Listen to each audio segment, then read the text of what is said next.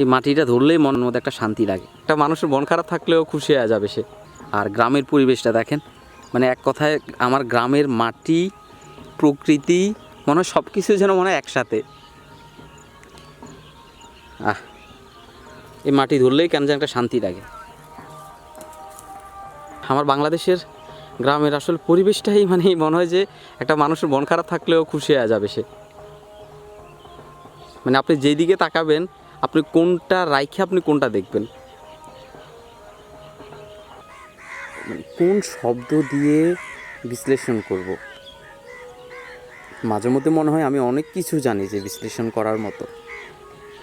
আমার এই প্রকৃতি, আমার এই, মাঝে মধ্যে মনে হয় আমার ভান্ডারে যত শব্দ জমা আছে, আসলে মনে হয় যে আমি আমার ভান্ডারে এত শব্দ নাই যেটা আমি প্রকাশ করব।